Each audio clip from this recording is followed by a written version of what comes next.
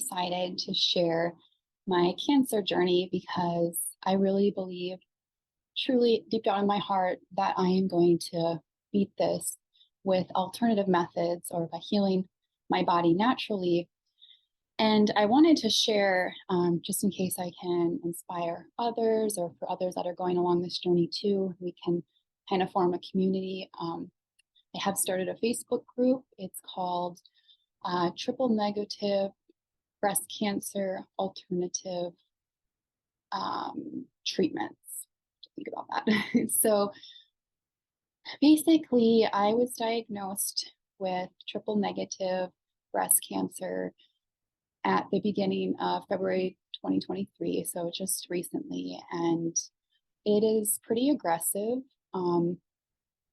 I can show you when I first went in for the ultrasound, I had stopped breastfeeding, so I figured it was something, the lump was something to do with that, but it just kept growing really quickly. And I got the ultrasound, and the radiologist was very concerned. And from his notes that day, which were posted on my online chart, we pretty much knew that day that it was going to be breast cancer. We just did not know how serious it was.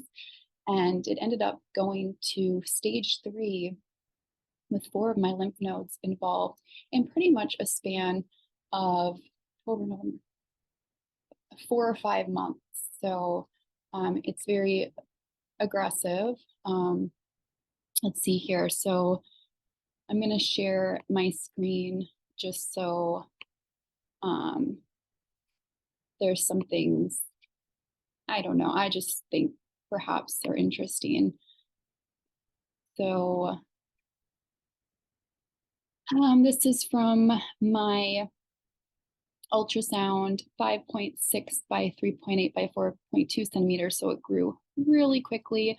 Also, the largest lymph node involved 22 by 13 by 14 millimeters, pretty significant.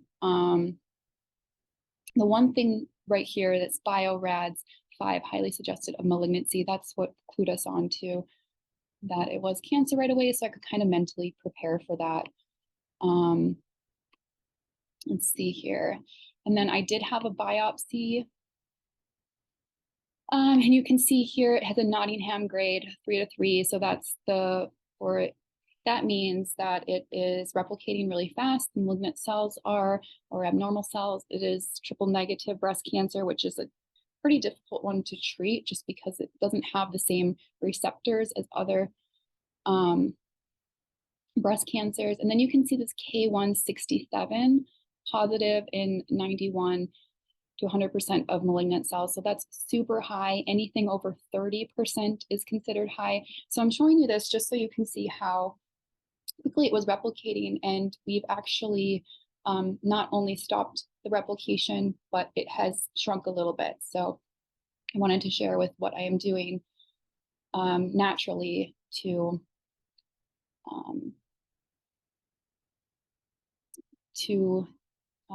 really get rid of this cancer, to heal myself. You know, cancer is really your body's last attempt to get at homeostasis. So it's telling you that something is wrong and something needs to change. And what I've learned is I needed to do a whole lifestyle change. I mean, from the emotional, the spiritual, the diet, everything, my daily routine, everything has to change. There's no like one magic pill when it comes to healing your body from cancer. So the first thing I did was I went on a 10-day water fast. And the reason why I did that is because if you can get past day 3 of a water fast, there's something called autophagy that happens, which basically means just cell death. And with cancer, you really want to encourage the cell death. If you can get past 7 or 8 days, you also trigger an immune response so that your body can start healing the cancer naturally. So that was the first thing I did. The first couple days were tough, but then you start to kind of get more energy actually. But by day 10, I was pretty ready. I was feeling kind of weak. I did start adding in bone broth for a couple days just to get my system ready, and some slightly cooked vegetables. But I would say that that helped stunt the growth really quickly. And then I also took a certain anti-parasitic drug that I'm not going to name, but just because I know there's censorship with it. But it did win a Nobel Peace Prize, the scientists who founded it, and it is used to treat river blindness. So in case you're interested. So that's the first things I did. And then I went to see a homeopathic or a holistic doctor that treats cancer, and he recommended a test. And I'm going to go through this test. And I've talked to other women with my type of breast cancer, and they have said if they could do it all over again, this is the first thing that they would do. They would do this test. So I will share my screen again here. Kind of go through this. So this test is called Onconomics plus RGCC. It is a little bit pricey, and of course, insurance is not going to cover it. So it cost me $2,200, but we've figured, this is my life. It was a worthy investment. So what this test does is that basically it's a blood test. It takes the tumor cells that are circulating in your blood and washes them for their DNA. It's able to tell you what receptors they have. It's really able to tell you a lot what kind of treatments they tested their cells on treatments, and find if there's a sensitivity or no sensitivity. So this is just a wealth of information. And if you have triple negative breast cancer, odds are yours is acting similar to mine, but I still recommend this test. So let's see here. It'll tell you the tumor ratio of tumor cells floating in your blood. And I was told anything under 5 means that it's slowing down. And mine was a 4.7, but this was day 10 of my fast. So things were slowing down. The first things that it'll tell you, if you do go the route of chemo, it'll tell you which ones are most effective. And it has to be over 80% sensitivity in order to really be an effective chemo. Otherwise, the cells are going to mutate, and your cancer is going to come back stronger. And this is something that happens a lot with all cancers, but especially with the triple negative breast cancer. So you can see there's a couple chemos here under alkylating agents that would potentially be good for me if I went down that route. There's one chemo here, doxorubicon, which I know is super toxic. And then a few here that would, so I'm not so interested in that right now. As a last resort, perhaps, but I'm seeing some results with what I'm doing, and I'm going to continue to just support my body to heal.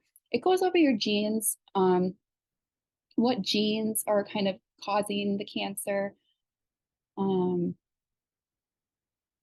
this plays into treatments. You can see as far as these antibodies, I have nothing available to me. Triple negative breast cancer is infamous for not really responding to your own body's immune response, which also makes it difficult to treat. Okay, there are some, I believe I was told that these are immunotherapies in certain hormone blockers, and anything over 5% is able to get that spark going. So anything over 5% for here would be effective for me. I'm not going to try these yet. Okay, and then it kind of goes into what is the growth factors, why, my certain tumor cells are kind of out of, completely out of control. And there's one in particular, see if I can find it here. Well, there's one in particular for me that makes it resistant to chemo and other treatments that's really high. And it's, I believe, it's called MDR1. So it makes it very resistant to treatments. Here it does show that I would be sensitive to radiation or hypothermia, which I'm not going to do either of those right now, but that is related to a heat shock protein. And by doing infrared sauna, I actually could trigger that response to trigger the cell death by doing the infrared sauna. I did buy a membership, but it's hard for me to go consistently because I have 3 kids under 3. So it's just been pretty hard, but I do want to kind of figure out my schedule so that I can go at least 2 or 3 times a week to get that, to trigger that heat shock protein.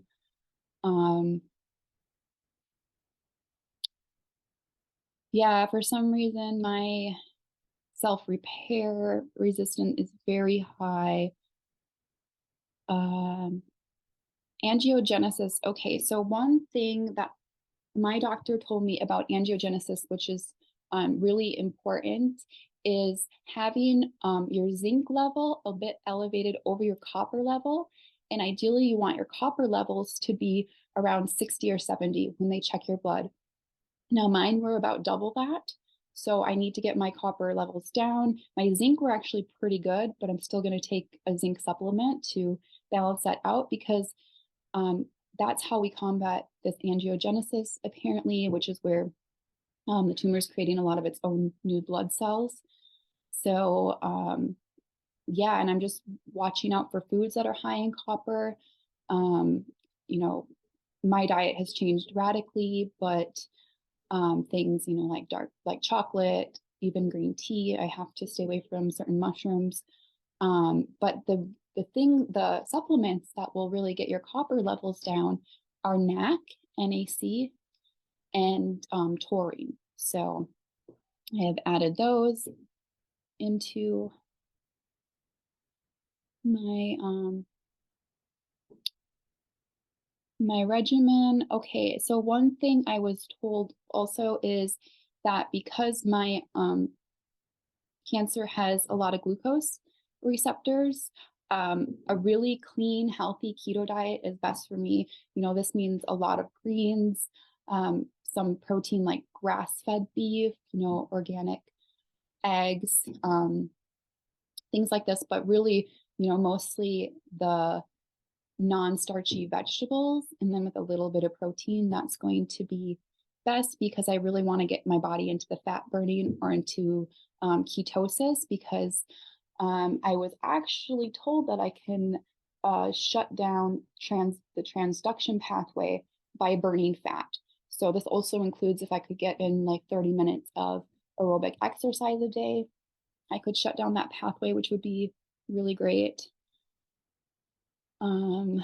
Let's see here. Okay, my cancer is also very sensitive to xenoestrogens, which are found in a lot of different products. So I had to clean everything up, clean up my beauty products, cleaning products. I'd already been kind of on that journey, but now I really know what to look out for and to be careful of greenwashing, which is when companies pretend like their product is green, but there's actually bad ingredients in it. So I can now carry around a list of everything to kind of watch out for.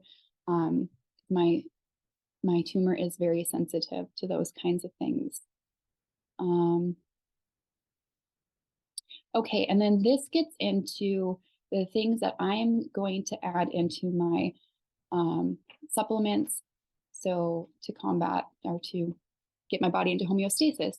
So he said my doctor, anything around 30% is really good, but you know, any of these over 20%, you know, 15% are also good. So one thing, ascorbic acid, that's vitamin C. You can do vitamin C IVs, about 100 grams. It does make me quite sick during the process. So my doctor had suggested adding glutathione, I think he said, with the vitamin C to aid that detox process because apparently it's just too much oxidation during the vitamin C IVs. So because there's mixed controversy on whether or not this contradicts the anti-parasite medication I'm taking, I stopped doing the IVs for now, but I am adding in, I just ordered a frankincense cream to put on my breast. And my doctor is sending me super artemisian. So I'm gonna put those ones in to my mix. Okay, I do have this COQ10.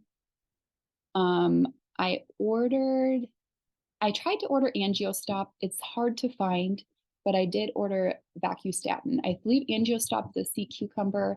Vacustatin is bindweed. Um, so I'm trying those. So you can see that this test just tells you what's going to work for you. And there's without it, I was a little bit lost. I was taking some of these things like resveratrol, which my body doesn't have any sense. My tumor cells don't have any sensitivity to. So it's just kind of good. I was taking melatonin. It's just kind of good to know what you have sensitivity to, so you're not completely just shooting in the dark. See, okay. Yeah, and this one kind of tells me that something I already was taking is actually effective. So that was good to know. Yeah, so this is my journey. I am feeling great. So when we did my CT scan, it showed that the tumor shrunk 5 millimeters, which is small, but considering how quickly mine was growing, how it went to that over 5 centimeters in just a span of about 5 months, this is really great progress. So I'm going to do another ultrasound, likely in a couple weeks, to see if there's any more progress. I'm probably going to do monthly fasts of 5 days, just to get that autophagy going. And hope, well, I don't know if 5 days have triggered the immune response, but I'm taking berberine also because cancer feeds on mainly two things usually: glucose and glutamine, and glutamine's in everything you're eating, when a person eats. So the berberine will actually counter that, kind of block it. Another thing, I don't think it was on my chart, but I think I skimmed over it, was curcumin. I'm taking a lot of curcumin. Its bioavailability is really low. Something that helps it is to add black pepper. So I actually got a liquid one that has black pepper in it. But just by I add a lot of pepper in my foods. I'm taking that in capsule form as well.